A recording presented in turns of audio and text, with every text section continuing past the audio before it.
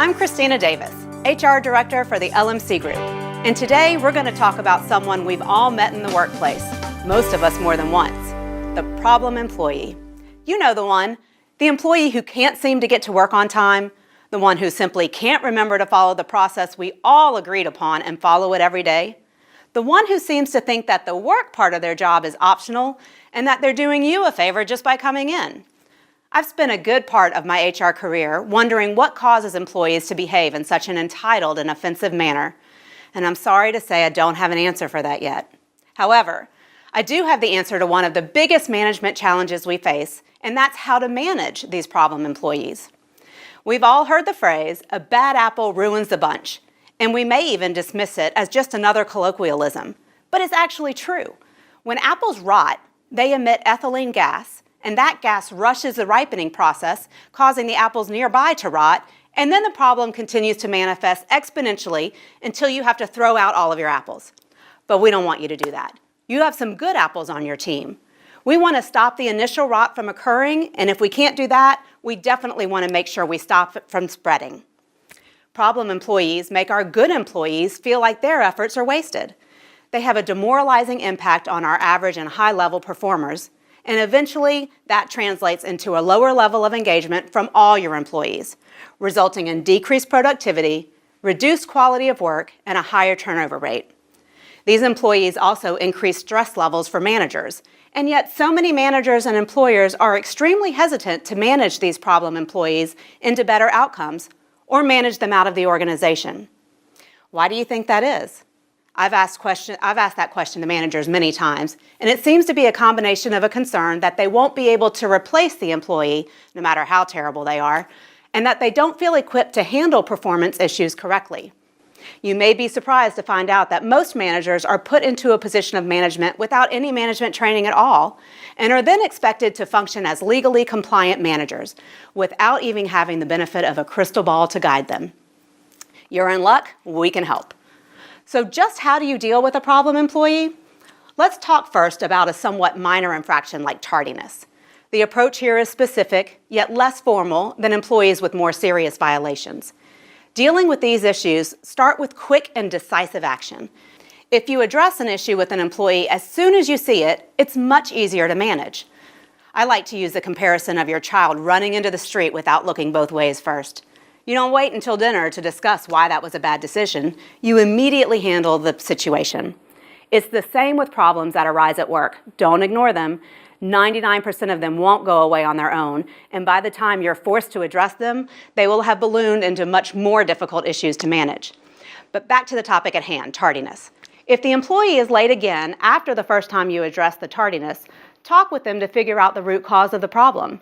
Clearly explain and address the issues that are concerning you. Let them know what they should have done, why they should have done that instead of what they did, and then ask them to verbalize it back to you in their own words. I'm not suggesting you treat them as children, but feedback from a manager can be overwhelming, and we just want to make sure that they've heard the issues and your guidance. As you discuss the issue, stick strictly to the performance issues you've observed, and don't assume that the issues or errors are deliberate. Make sure you don't use accusatory language or belittle the employee. Ask questions to understand why it happened and what the employee's thought process was. It could be a simple fix with no further discussion needed. Communicating your expectations clearly can get the most problem employees back on track. I once had a management client who had an excellent customer service rep working for him, truly excellent. Clients loved her and consistently gave her high reviews. She was a great salesperson too. The only problem was she was a few minutes late to work every day.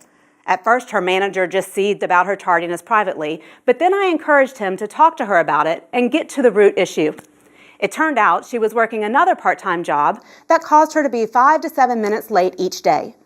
When her manager found this out, he moved her start time back by 30 minutes. Should she have told him why she couldn't arrive on time? Sure. But because her manager took the time to find out why she was late, he retained a very valuable and loyal employee. So for step 2, immediately address any follow-up issues clearly and directly, give the employee an opportunity to explain, and also confirm that they know what's expected of them going forward. However, if the issue is greater or more complex than something that can be addressed through a one-time conversation, be sure to provide feedback and coaching as you work with your employee to bring their performance up to the desired level. At each step, document the issues as well as the conversation and the coaching. You may see a steady improvement. Be sure to praise the employee for that. If you don't see improvement, address your concerns and observations with the employee directly, sharing specific examples of what you saw versus what you wanted to see, and then ask them again if they need any additional training or tools. Once you've provided feedback and coaching and the employee's performance is improving, be sure you to continue to communicate your expectations going forward and remind them what the repercussions are for continued poor performance. However, when enough time has passed and you feel the employee has officially grown beyond the initial issue, don't continue to remind them of the errors they once made. Let them know they have a clean slate and that they are just as important to the team and eligible for growth opportunities within the organization as anyone else. This will allow the employee to move on from the issue and be engaged for a bright future in your company. So step 3 is affirming the changes have been successful and moving on together. That's how we successfully manage an employee through a performance challenge. So how do we manage the situation when the employee doesn't successfully work through an issue? Many performance issues are cut and dry and easily communicated and turned around. But what about that bad apple? The one who just simply has a bad attitude and is infecting your entire team. How do you handle those employees? We recommend a formal performance development plan method. Your company's method should be spelled out clearly in your employee handbook, and you should document your actions and conversations every step of the way. The first step in the performance development plan is a meeting with the employee to deliver a verbal warning. Sit down with the employee and clearly explain the violation of policy or the performance issue. Provide steps that the employee can take to rectify the situation, set a follow-up date to assess progress, and document the conversation. If the employee hasn't turned things around when you meet for your follow-up, it's time for a written warning. The employee supervisor and the HR representative should meet with the employee to go over the lack of progress or the additional incidents.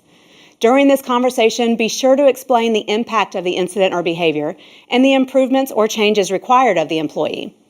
Finally, it's very important to review what the next steps are so that the employee understands what's expected of them and what the consequences will be if the problems continue. Create a written performance development plan that notifies the employee of the possibility of termination if the performance doesn't improve. Be sure to have the employee sign the plan. There will be some employees who refuse to sign the form. Don't worry, it's okay and definitely not worth fighting over. Simply make a note that you reviewed the information with the employee and that he or she refused to sign it. I've had a direct report get to this point of the performance plan and it's like a bell went off. Things just turned around. One of my previous employees was an HR assistant who had just graduated from college. He had a hard time making the transition from a relatively carefree college student who chose when he went to class and when he didn't, over to a responsible HR assistant within a large corporation. It took receiving a written warning for him to turn things around, but he did. He started consistently meeting deadlines and improved his attitude dramatically. He went on to have a very successful career with that company. I can hear some of you saying, but what happens if this isn't enough to turn the issues around? Sometimes a written warning is all it takes to help an employee make a big change. But if it doesn't have the desired effect and you have seen zero effort to make improvements, your best option is to terminate the bad apple to protect the rest of your employees and your company. A couple of things to keep in mind when you implement a performance development plan in your workplace. Not every terminated employee will undergo the same steps of the performance development plan. You may see some improvement for a period of time, but then the employee has a relapse into the negative behavior. A final written warning with verbiage that cannot be misunderstood regarding the need for immediate and sustained improvement in order to stay employed could be the next and final step needed. Infractions such as fraud, violence, or substance use can result in immediate termination. Suspension is another discipline tool that can be immediate. If you suspect theft, suspension is an appropriate response while you investigate. And make sure you have an appeals process in place for the employee to provide additional information and feedback. Getting rid of bad apples, or transforming bad apples into shiny new red ones, is not easy. Here at the LMC Group, we can provide guidance and counsel for these and other challenging HR problems. Reach out to us to inquire about our employee and management relations services. We can work together with your management team on these types of issues and much more.